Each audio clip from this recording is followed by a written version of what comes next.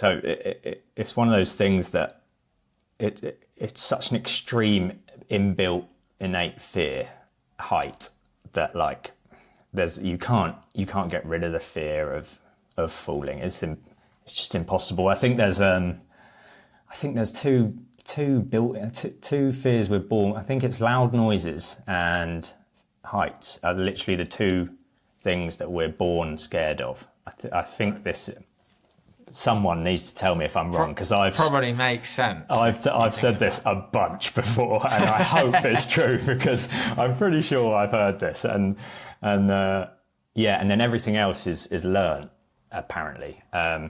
So all the time that you're not exposed to those two things, that fear remains and will always remain strong to keep you alive, and your body will just adapt to its usual pattern. And if you're not up high, if you're not a few meters off the ground for some time, it will now regenerate that fear to keep you safe. Because especially in a bouldering gym, if you were falling from that height onto concrete or something, that is dangerous. So it's sort of like your mind, your like primal fear can't really decipher the difference between a soft grey mat, even though you know logically that it is soft. So yeah, your mind can't always decipher the difference between a soft mat or concrete, and it knows that if I'm this high up, there are some circumstances where I'll really hurt myself if I fall, and I think it's just exposure that makes those things go away. You can't really like flip a switch out of choice, really.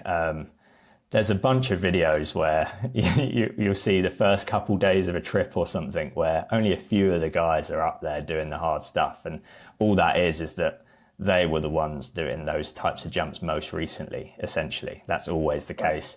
And the rest of the team might not have been 3 stories high, 4 stories high for a few weeks, and they're the ones that need to sort of warm back into it and build up. But you can feel it. When I get on a roof, say 2-3 stories or something, you're getting into the nasty territory where bad falls can result in the end, I guess.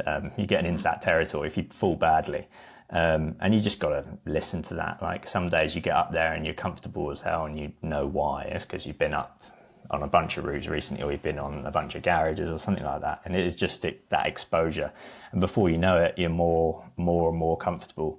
And you just got to listen to that process, because you obviously don't want to let it take you a bit too far. You can definitely get to a point where it's like, right, I feel confident, let's just send it then. It's fine, like, let's just go for it. But it's sort of like when you're really high up on the skyscrapers and stuff, it's just, you really got to step back and really look at it from an outsider's kind of perspective for as much of it as possible, and get as much reference from your buddies, things like that, because your adrenaline can mess with your judgment and that sort of thing. And when you do start pumping and getting those butterflies, that's when you really got to sit down and just think, right, okay, let's calm down and just properly, because then you can see everything clearly once you're calm. And when you're adrenal, you're a bit more scatty. You might be more powerful, you might be faster, you might be more confident, but it's way easier to make mistakes and miss out things like a little bit of dust or a little bit of gravel or a